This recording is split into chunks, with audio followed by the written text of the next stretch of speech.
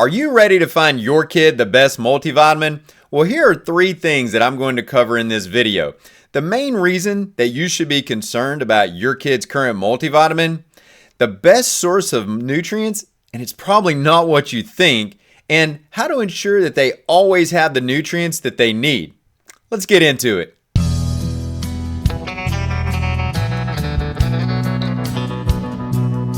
From the Flintstones and One A Day to more designer kids multivitamins, there seems to be no shortage of options.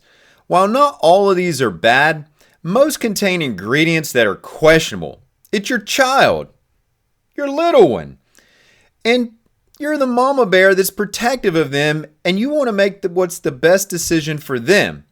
You don't want to take a chance with what they consume, do you? Do you? Let's begin by better understanding your child's needs. First of all, every child is unique and individual, but a consistency between all kids and all humans is that we require a consistent supply of nutrients, especially through the growth phase.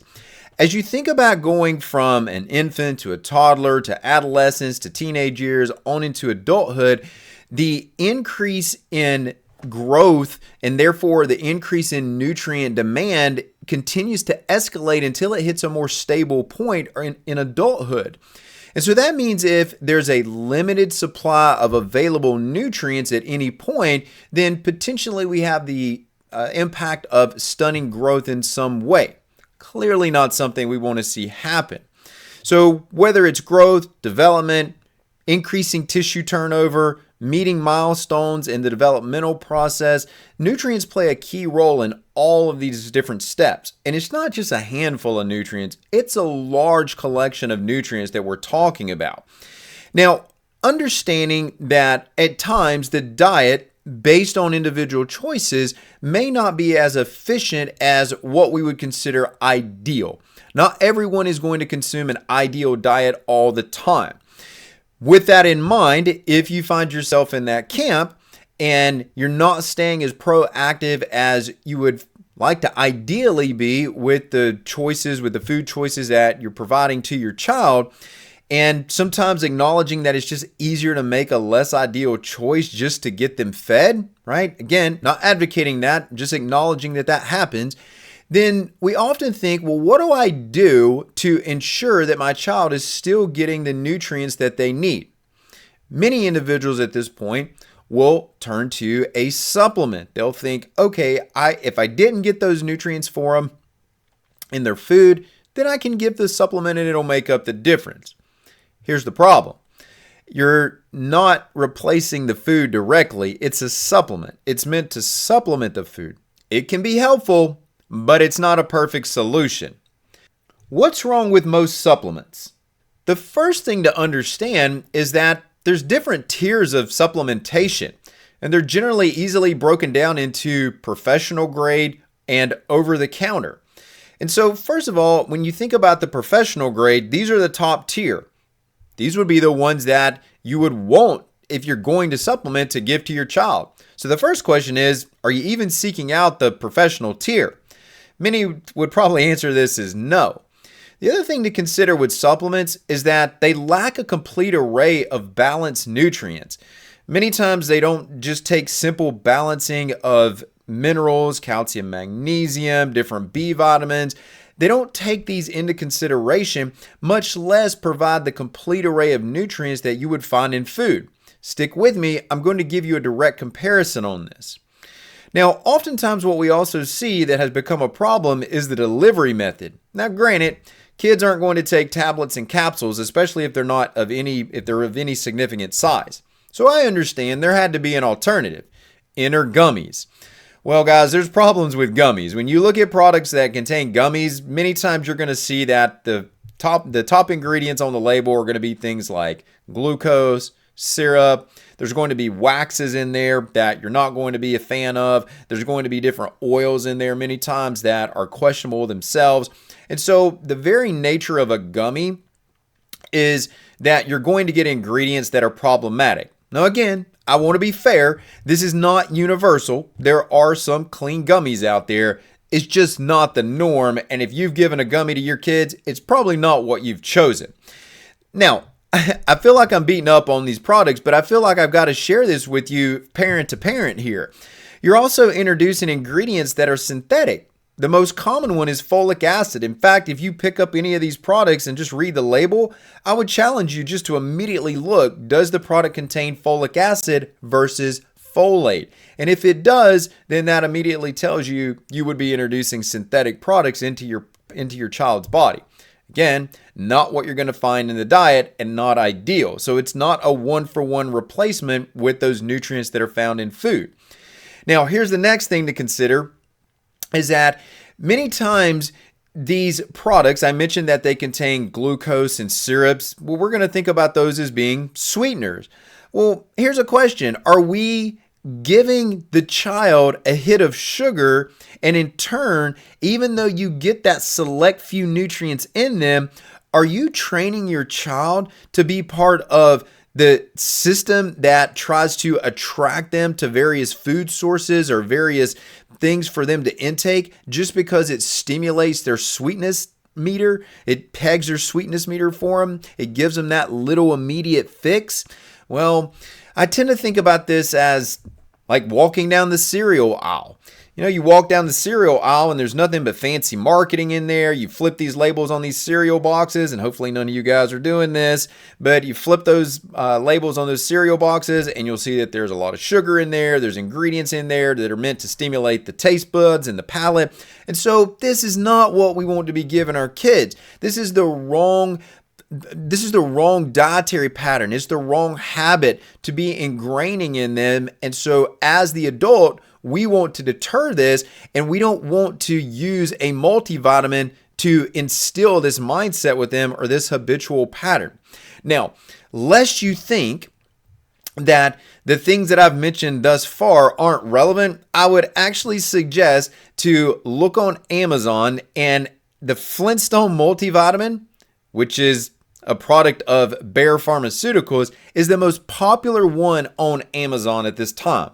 Second is a product known as Mama Bear, and it states itself as organic. But don't be lured into these labels. You guys have heard me talk about the problems with these labels, and they really don't mean anything most of the time. Yes, the product may be organic. It may have some organic ingredients in it. By the way, when it says organic like that on those labels, it means that they only have to be 95% organic, not 100% organic. We can do better. We should be shooting for 100% with our kids. But here's the common theme between all of these is that as I've looked at these, they all seem to have a similar nutrient profile, and it's lacking significantly. And so things like minerals, various amino acids, which you're not generally going to find in a multivitamin, but they come with food. So now you can see as we're starting to compare here, food's starting to look like a better choice. All the metabolites that are so unique, the fatty acids that you can find, you're not finding any of that in a supplement. You're not even coming close to finding those things in there. In fact, when I looked at many of these labels, you're not even giving a complete B vitamin profile in here. So they leave a lot to be desired here. So you as the parent are being sold simplicity as the best choice, but is this really the right message to give to your child? And it's not, and you realize that as the parent. But ultimately, you have to make a choice in, well, how do I give them the nutrition that they're looking for or that their body needs? Not that they're looking for, that their body needs. How do I deliver that? Well, your kid has to eat. So we should be thinking in terms of delivering the best possible options for them when it comes to food. And ultimately what this means is that it's going to initially reduce the need for supplementation and ultimately eliminate that in many cases. So that lands us at the alternatives to your kid's multivitamin. So these are the choices that maybe you haven't thought about, but I would encourage you absolutely to think about. An animal-based diet is going to be focused on nutrient-rich, pasture-raised meats. And nutrient-rich is the key comparison in today's conversation. So let's start off with looking at red meats and what are some of the benefits in red meats. Well, think about beef here, but this could apply to also bison, venison, lamb, goat. I mean, these are all in the same category here. They're all red meats, but I'm just going to talk cattle for a minute here. So talking beef. When you look at red meat is undeniably one of the most nutrient-rich foods on the planet. And there's a couple of reasons for that. And we're going to translate this to your child. So hang with me here, but let me give you some context here. There's going to be adequate amounts of nutrients in there. So it's not just that you find the nutrient in red meat, it's that the nutrient is available in an abundant supply in red meat. That's the first key point. The second is that you're going to get an array of nutrients in the B vitamin categories, in your minerals. You're getting complete spectrums here when it comes to your fatty acids, your fat-soluble vitamins, the metabolites, secondary compounds that are going to have health-promoting antioxidant type of benefits. All of those things are found in red meat. And so you may initially think, well, what if I have a hamburger? I've got to get my kid to eat the whole hamburger. No, just get them to be consistent in taking in the red meat. Every time they eat a bite of that red meat, they're delivering some quantity of all this full spectrum of these nutrients, what you can't replace in a supplement.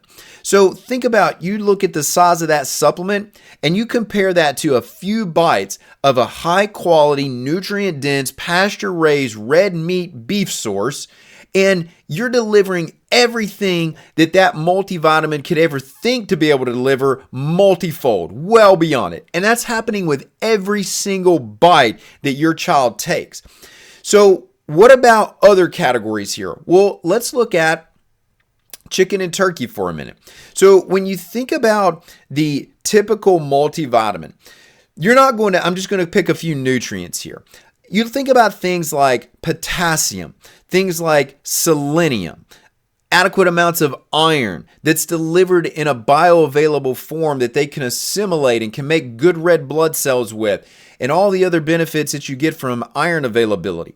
Plus, you're delivering a complete array of amino acids that are going to support their growth and make sure that they maximize their genes. See, this is one of the things that we forget.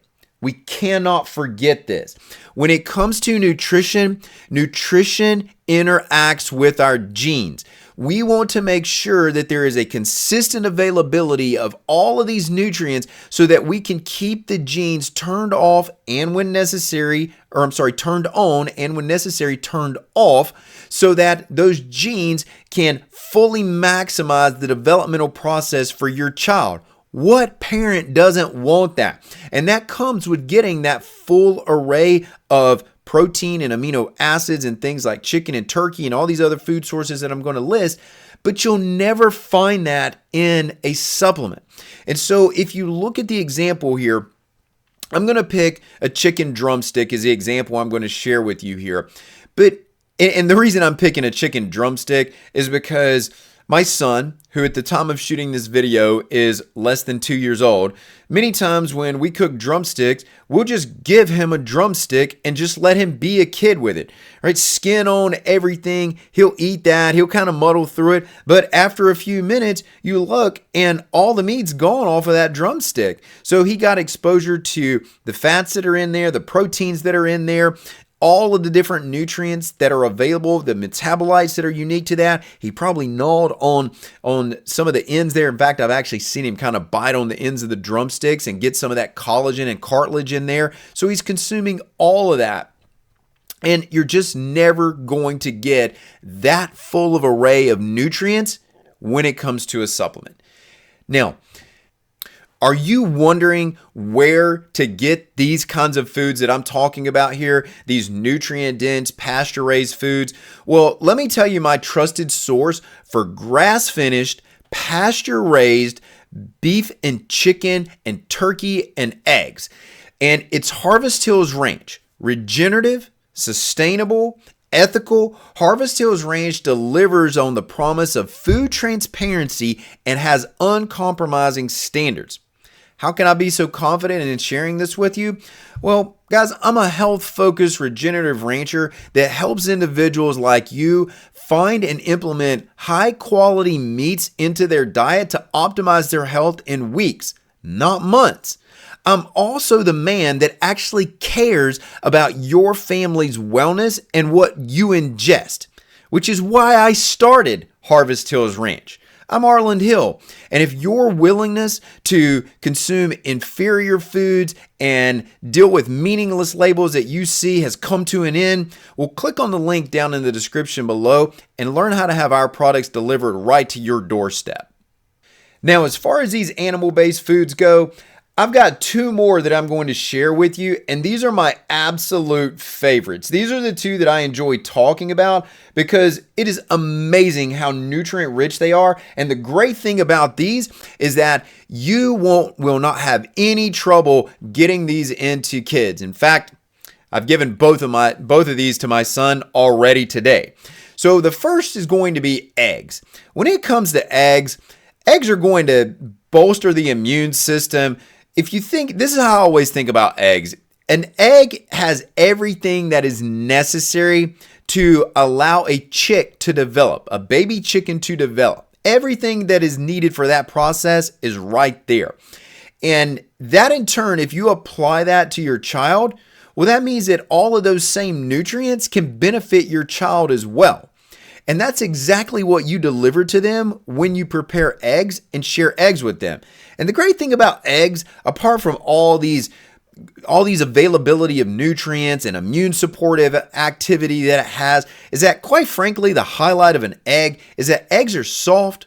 They go down easy. You can mix them with things if you need to. You can add stuff to eggs to change the flavor a little bit. Like this morning, I took an orange and broke an orange up into smaller pieces, and my son was sitting there eating the orange as he was eating those eggs. He'd eat a little orange, he'd eat some eggs.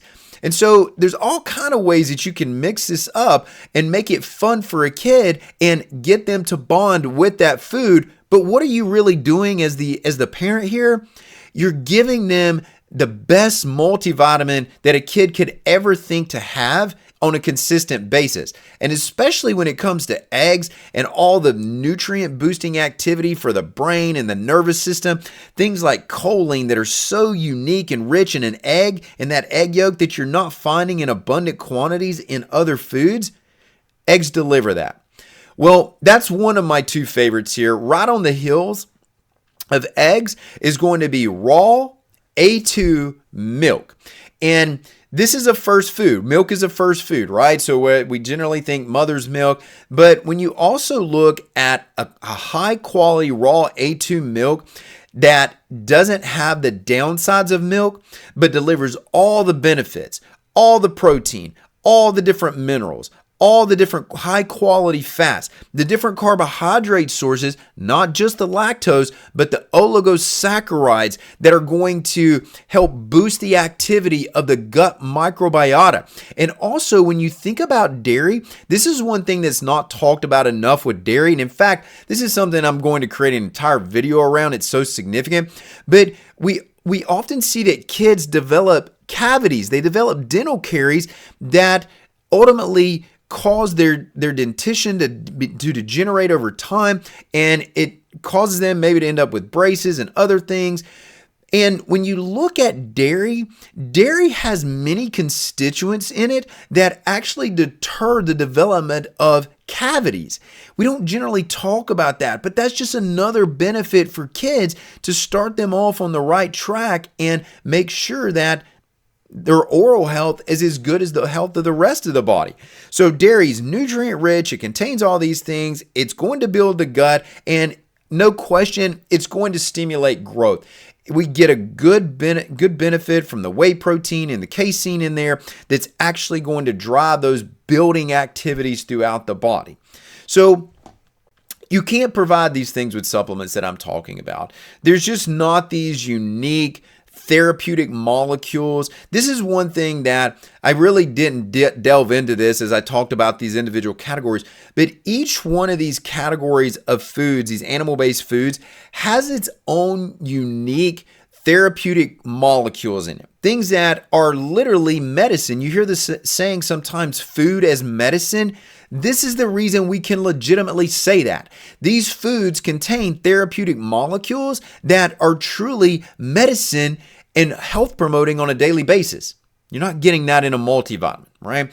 And so equally, when you look at the availability of nutrition per the cost investment, you will never come close to having the amount of nutrition available in a supplement as what you get in a food. So when you look at that food, even though the cost of that food may be more, when you look at how far superior the availability of nutrient delivery is and what you're getting with each and every bite, you couldn't come close to building that into a reasonably priced supplement if you tried. Not anything that's of any quality.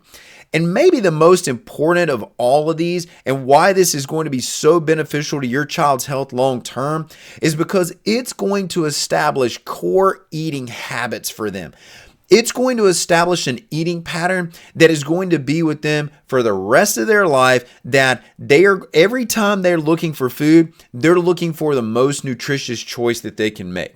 Now, you may listen to this and you may still decide that you want to give your child a multivitamin after watching all this information, but hopefully your perspective on what the best source of nutrients available for them has changed. In fact, if you want to see 5 reasons that kids excel on an animal-based diet, watch the video on the screen now.